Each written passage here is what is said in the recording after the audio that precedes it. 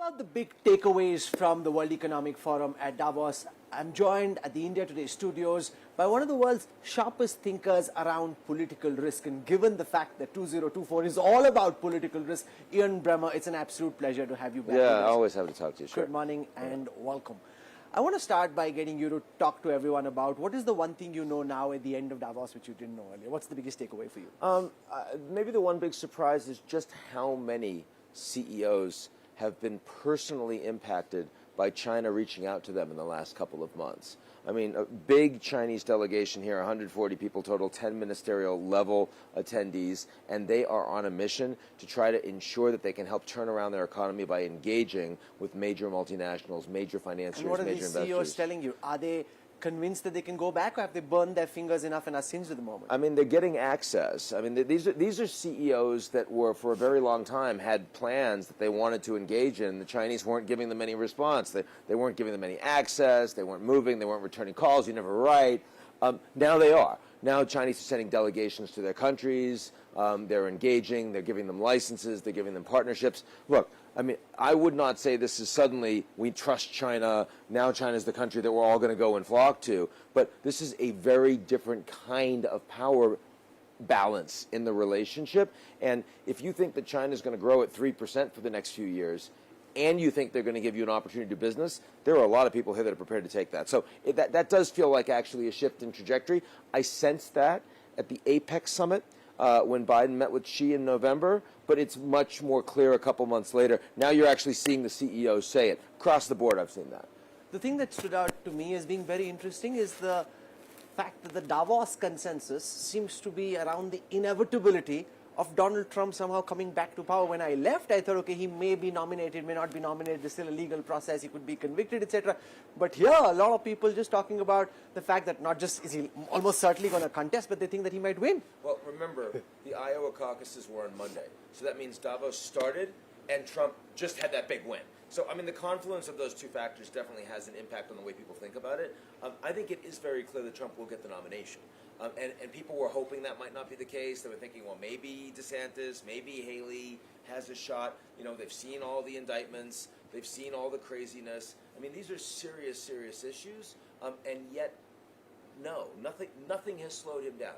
So he's going to get the nomination. And that is a very important thing, because as soon as he gets that nomination, like literally that moment, all of the Republicans will be loyal to him. He'll have the media, he'll have the money, he'll have Congress, he'll have the House, he'll have the Senate. And that is a very big deal. So you put all of that together, you know, that is going to change the way we think about the U.S. political Since you look so much at risk, probabilistically, at this moment, what's it looking like for you in terms of whether Trump is going to win or not?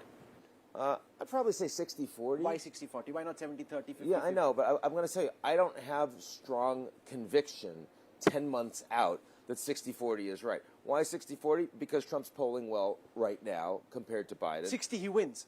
Yeah, 60 he wins. Why 60-40?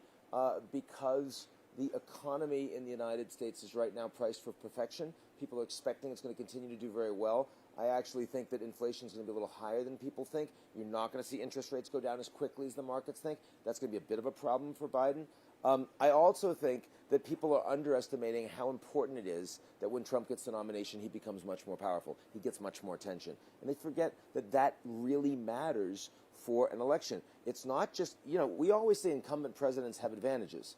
Well, Trump is also an incumbent president, right? I mean, he was president. We rarely have two presidents facing off against each other. And that undermines how strong the incumbent presidency effect is. So you put those things together, I think it gives them an advantage. But Trump is likely to be convicted in the Washington case before the election. That will turn some independents off. I think that's a big deal. And the abortion issue is going to be on the ballot in a number of key states for the election. That's going to bring a lot of women out to vote that really don't like Trump, because they see him as turning back the clock on their rights by 50 years in appointing the judges that undid Roe versus Wade. So it is very close. Anyone that thinks, oh, the election is over, it's Trump's, they're crazy. They have no idea. But what I like about the fact that the Davos consensus is he's going to win is it makes them prepare for what that would look like. So explain that to us, especially for an Indian audience. what could a Trump presidency potentially mean? Well, I mean, interestingly, for an Indian audience, India is one of the very few countries in the world that will actually have quite strong relations with the U.S., whether it's Trump or Biden. So this election doesn't actually mean that much for the people that are watching this interview right now. But in other parts of the world, like right here in Europe, this is incredibly important. There's a war going on in Ukraine, the heart of Europe, that Putin is going to do so much better if Trump wins, because Trump sees Zelensky as a personal enemy. He's going to go after him. He's going to cut off the aid. And that's going to divide Europe. There are going to be Europeans that are saying, okay, well, we've got to work with Russia now. There'll be a lot of other Europeans that are saying, what are you, crazy? I mean, like, we've got to be fighting these people. So this is kind of an existential crisis for NATO, for the EU. And, of course, in the United States itself, if Trump loses, he goes to jail. If Trump wins, he is going to politicize the Department of Justice, the Internal Revenue Service, the Federal Bureau of Investigations, to not only to undo those investigations against him, but to go after the people that have been investigating him. Can he be in jail and be president? Well, I mean, in principle, there is no law in the books in the United States India, that says there that is. you can't. Well, the United States is not India. But, it is, the Supreme Court may well rule on that. And look, the fact is, you're asking me that question. We have so many things that are happening in the U.S. right now that are unprecedented. And because they've been happening for a while, like January 6th and like 91 indictments against the president and 2 impeachments, but impeachment is broken, all these things, Americans are starting to normalize it. They're starting to think, well, I guess it's not such a big deal. No, it has never been like this before. These things have never happened. Why are they happening now in your view? Well, I think first they're happening now because Trump is individually a uniquely destructive presence. But he reflects a lot of anger in the United States that you've seen in different degrees in different countries to break things. People want someone that represents them to fight against the establishment.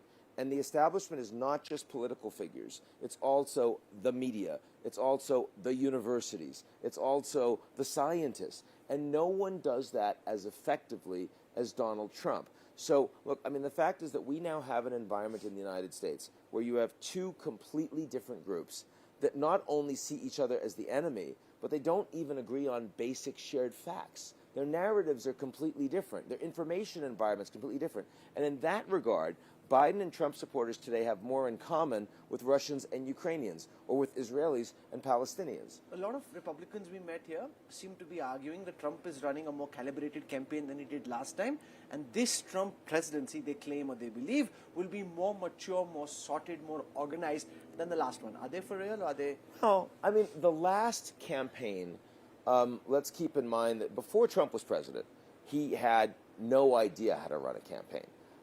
And so in that regard, he had the D-list working with him. I mean, he had Paul Manafort, who should have been in prison, and then was, running his campaign. So, I mean, obviously, if you're asking, are they going to run a more disciplined campaign than that? Yes. But Trump is the same person, right? I mean, I've seen coverage. If you remember Jurassic Park, and then, the Velociraptor is chasing after the kids, the family, and then you find out that the Velociraptor learns how to turn the doorknob, and it's like, that's like Trump. He's learned how to turn the door. No, this is the same Trump. If you read his social media, if you watch him at the rallies, he has not changed at all. He is narcissistic. It is all about him. It is all uppercase, shouting at you all the time, and it's also, he's a showman. He's a marketer. I mean, he's actually an incredible campaigner. And the thing is, even if he's unfit as a president, to become president, you need to campaign. And he campaigns better than anybody else out there. He attracts the attention. People want to talk about him. You and I haven't talked about Biden much so far. He's the president. Biden's the most important political figure in the world today, and yet we're talking about Trump, which is kind of annoying, but it also does reflect this supernatural skill that he happens to possess. On the global high table, how is India doing in your view? Is India living up to the hype that we're seeing in India, or do you think there's more talk than action? I think it was about, 8 years ago, you had India with the incredible India and the big coming up party, and they're going to now is the time. That was premature, wasn't the case. Very different story today. Modi's a much stronger leader. He has a number of economic reforms under his belt. He's softened the Hindu nationalism a bit, which has turned him off from a lot of Western governments historically, and of course NGOs. Of course, the Indian economy is performing very strongly at a time that China is not. India just had a very successful chairmanship of the G20, led by Modi, an incredibly capable G20 Sherpa. And also, India has pretty good relations with the U.S., with Europe, and of course with Japan. And they even managed, the little flap with the assassination of the Canadian national, was a problem, but ultimately is getting managed. And I think that is an important thing. Why do you think Hindu nationalism, from your lens, is being toned down? Well, first of all, I know he doesn't need it as much, number one. Number two, he can run on other things. But also, I think he's focusing more on class. He's focusing more on actually trying to lift, sort of the underprivileged castes, and also the lower and working classes in India. And in that regard, that's a more inclusive measure that he can take. In the event that he does win, as the polls at this moment suggest, in a global context, what does that mean for India's position and its ascent in the world rankings? Well, look, I don't really care about the ascent in the world rankings because, at the end of the day, you have an economy that's number 5 in the world, number 4 in the world. You're still the same people. Sure. But I'm very interested in how one engages with other countries. And India, in my view, is particularly important in what it is not. It is not a country that is trying to align the global south to China. It is not a country that is trying to create a system of 2 blocks, south versus north. For a long time, we talked about developing countries in economic terms, emerging markets. We talked about the BRICS. The BRICS originally was an economic term. It was Goldman Sachs. Today, BRICS is a political term. It's a political unit, and we don't talk about developing countries. We talk about the global south. It's a political terminology. That has the potential to be oppositional, could create blocks. India is the single most important reason why that isn't happening, because India's role in the global south is also linked to, we don't want to just do China's bidding. We actually want to have a very differentiated global south, and we also want to have very good relations long term with the U.S., Europe, and Japan. So, look, if instead of Modi, you had an Indian government that looked more like the ANC in South Africa, that was a much more, again, anti-apartheid, anti-colonial, more reactionary, strongly pro-Palestinian, but also much more willing to kind of tilt towards China on global South issues, the BRICS would look very different. It would be much more of an anti-Western bloc. That's not happening at all, and I think that Modi's role is actually important in that. How do you see the India-China dynamic play out from where we are at right now? Well, the fact that China not only has an underperforming economy, but also has geopolitically been on the back foot in their own backyard because of the Quad, but also because of the trio of South Korea, Japan, and the United States that are now much closer than they were just a couple of years ago before the Japanese and the South Koreans made up. You've also got the Indonesians improving their relations with the U.S. and with Japan. The Philippines offering the U.S. bases, 8 bases in the Philippines. All of this is telling the Chinese, you overplayed your hand in your own backyard. They're not dialing back on India in any way. No, they're not. Why not? But I think that, I think at the end of the day, the West is more important, both strategically and economically, to the Chinese than India. And perhaps they see that Indian leadership is more challenging to move the needle on with them. In your reading of the Chinese mind, in the fracas that they've created along the line of actual control, what has China got? Oh, I don't think the Chinese have gotten very much geopolitically in the entire region. It's not just with India. But again, I think it's quite possible that there is an opening for Modi with the Chinese to stabilize relations more if he wants it. If he wants it. But he tried. They invited Xi to Delhi for the G20. Xi never came. I know. Different environment. Again, the economics in China, this has all really started in the last few months. The United States was in a period of serious decline with China really until October, November. right? And that's when we started to see the turnaround. There weren't even military-to-military direct communications. You now have an entire constellation of essentially strategic and economic dialogue, but built from the ground up between the Chinese and the Americans. I've seen it with Australia, with the state visit that happened. I don't see any reason why that's not worth continuing to try. No, but only if China pulls back some of the infrastructure and deployments on the line of actual control will it make sense for Prime Minister Modi to come on the table. What I am saying to you is that when Biden reached out to the Chinese hadn't yet done anything. Right, this was after the balloon crisis, when the Americans and China were like, talking about might we have military confrontation directly going forward. The U.S. ends up shooting it down. The U.S. calls the Chinese on the hotline. They don't even pick up the phone. That's a lot worse than not showing up in person at the G20. They didn't boycott the G20. They still showed up. I mean, come on, at the end of the day. So what I am saying is, you don't have to, in a challenging relationship, someone always has to make the first move. And if both partners are dug in and they refuse to make the first move, then you never fix the relationship. I do think that there was a little humility on the part of the Americans in reaching out to the Chinese that you wouldn't have expected necessarily them to have.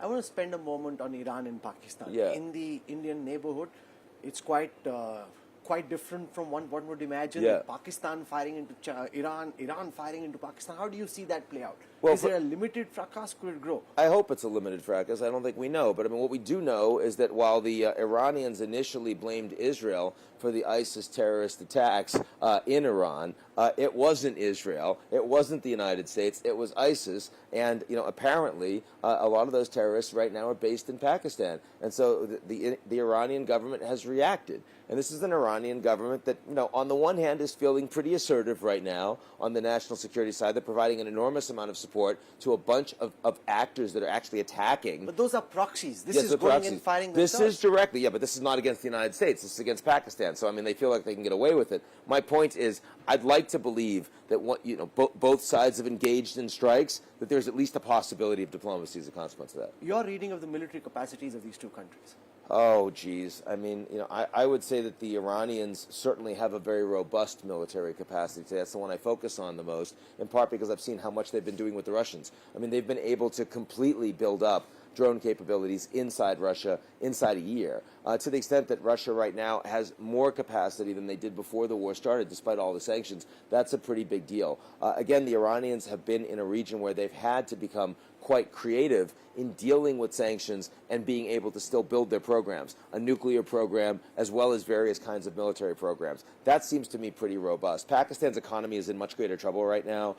They're under a lot of pressure domestically. I worry more about them in that regard, and this is not a good time for them to have this fight. The Iranian foreign minister was at the World Economic Forum. What are you making of the moves Iran is making and on the question of the potential of escalation of the Israel Hamas move? So the Iranians absolutely don't want a shooting war against the Americans directly. The problem is that Iran believes they have a fair amount of flexibility to escalate before that becomes a risk. Right, because they know that Biden has no interest in this. It's not like Trump, where out of the blue he orders the assassination of Qasem Soleimani. They know that is not Biden's modus operandi. So I think the Iranians believe that they can continue to provide an awful lot of support for direct attacks against shipping and even American bases before they risk getting involved in a direct fight with the United States. So as a consequence, I think there's still significant potential for escalation.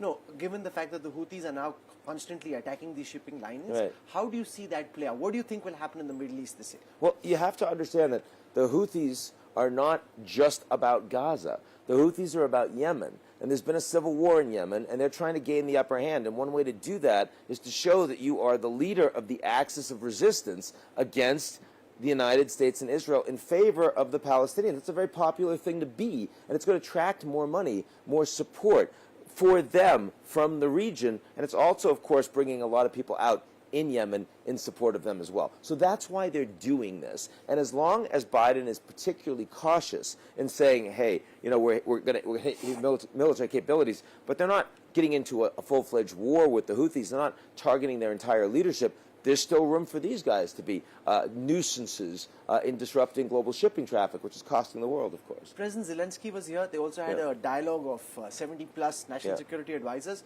Do you think he goes back more assured that the world will support him, or he goes back more anxious that maybe they're beginning to look away? No change.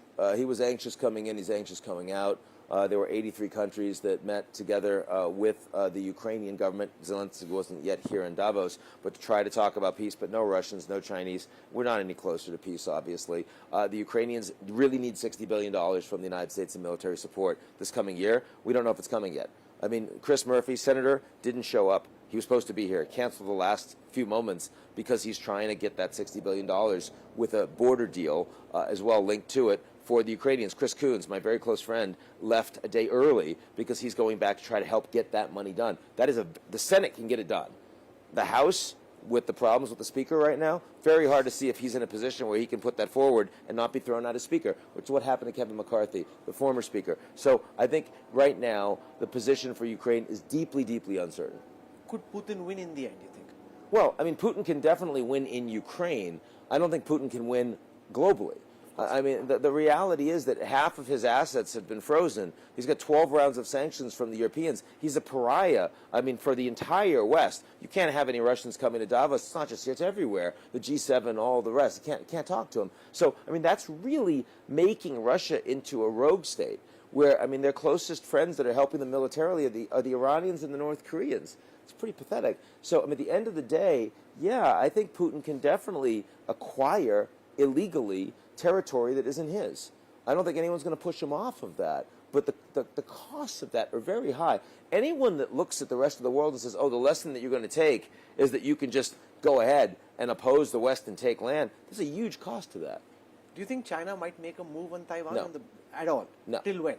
4 Foreseeable future. What is the foreseeable future? 4 I years, don't know. 8 I mean, years? a few years at least. I mean, it's very hard to say what's going to happen long term. There are a lot of things that are changing in the world. But when I look at this new election we just had, which is the leader that China did not want to win, the DPP guy, the vice president, the guy they were worried is going to be more pro-independence, it was very well managed. The Chinese don't want this problem. They don't want this problem for the reasons we talked about. Why the CEO, I started the interview, why the CEO is happy with China right now. Because the Chinese are in a tougher position. They do not want a big fight with Taiwan. They can't afford it. From the semiconductor position, it'll destroy their economy. It's a war they might not win. It's amphibious. It's 100-mile wide. It's incredibly hard to do. They saw how the Russians have done in Ukraine. It's really difficult. This is not a fight they want. Lastly, one of the big risks this year is around artificial intelligence and the potential for misuse in an election, misinformation, disinformation. Is that going to be a fringe factor? Do you think it could be very central in some countries on how the election campaigns play out? I mean, everything I've seen from Sam Altman and many others are that the rollout of GPT-5 and other similar models is faster than you think and is going to blow you away in terms of its capabilities. And we already have AI that's passed the Turing test. For decades, the Turing test, which was thought to be like the ne plus ultra of AI, never going to be able to accomplish it, is I can create a machine that can make you think it is a human being over the context of a 15-minute conversation. ChatGPT-4 did that.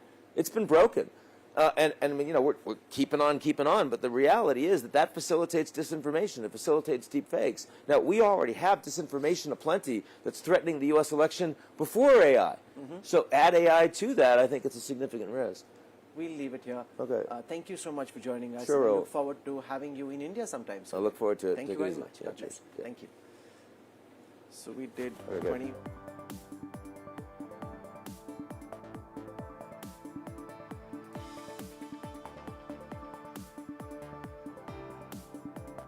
Fastest growing diversified Indian conglomerates with global footprints. It is setting up offices globally and tying up with companies across the globe from multiple sectors. The company has ventured into real estate and construction, stockbroking and finance, arms and ammunition, mining, airlines and many other sectors.